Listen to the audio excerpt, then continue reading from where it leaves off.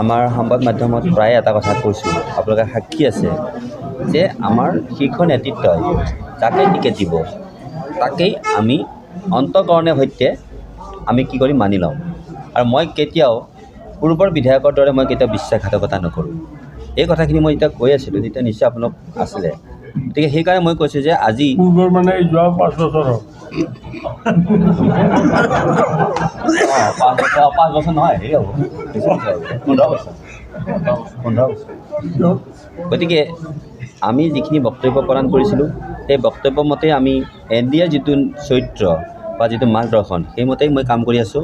আজি মোৰ ভাল লাগিছে যে একেবাৰে অসম আন্দোলনৰ পৰা অগপ প্ৰতিষ্ঠালৈকে তাৰপিছত এখেতক আমি অগপৰ পৰা যি সেই সময়ত বিধায়ক কৰাৰ ক্ষেত্ৰত আমাৰ সকলোৰে যিটো অৰিহণা সেই অৰিহণা আজিও মোৰ মনত আছে, হৃদয়ত আছে।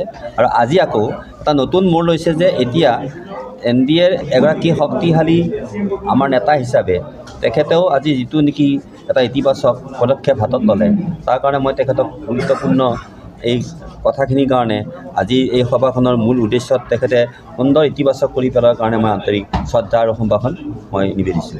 আৰু এইটো কথা মই কৈছোঁ যে আমাৰ আজি চিপাঝাৰ সমষ্টিৰ যিমানবোৰ সমস্যা, যি সমস্যাসমূহ কিয় হৈছে যে এটা কাৰণে হৈছে যে আমাৰ সমষ্টিটো আগতকৈ ডাঙৰ হৈছে।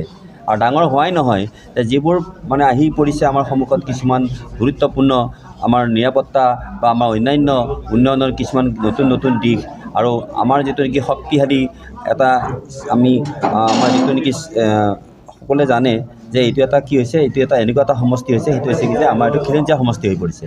খিলঞ্জীয়া সমষ্টি কৰিবৰ কাৰণে যিটো নেকি আমাৰ সপোন, সেই সপোনটো পূৰ্ণ কৰিবৰ কাৰণে এখেতসকলে যেতিয়া দাদাসকলে তেতিয়া আগতেই তেওঁক প্ৰচেষ্টা গ্ৰহণ কৰিছিল, এতিয়া তাত নতুন মাত্ৰা দিবৰ কাৰণে তেখেতৰ সুযোগ আহিছে, আমাৰো সুযোগ আহিছে।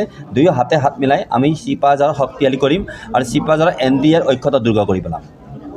কৰ্মীসকলকো আজি আমাৰ আঞ্চলিকৰ 27খন আঞ্চলিকৰ আমি বিষয়ববীয়াসকলক মাতি আনি ইয়াত আমি আলোচনা তাকেই হ'ব খুজিছিলোঁ যে আমি আচলতে এই সন্ধিক্ষণত আমি কি সিদ্ধান্ত ল'ম।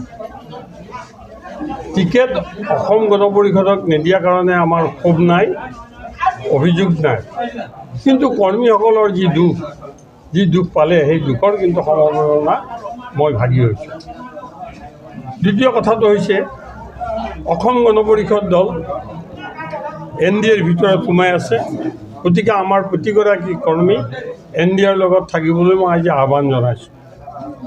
আৰু এটা আহ্বান জনাইছোঁ আমাৰ বৰ্তমানৰ প্ৰাৰ্থীগৰাকীক যে নিজৰ কৰ্ম আৰু আচৰণে কৰ্মীসকলক কেনেকৈ বান্ধি ৰাখিব পাৰে, কেনেকৈ নিজৰ লগত ৰাখিব পাৰে, সেই কৌশল ৰণকৌশল তেখেতে অৱলম্বন কৰিবলৈ তেখেতক আহ্বান জনাইছোঁ। নিৰ্বাচনী পথত আপুনি কৰিব লাগিব, কিয় নকৰিব, সেইটোতো প্ৰশ্নই অহা নাই।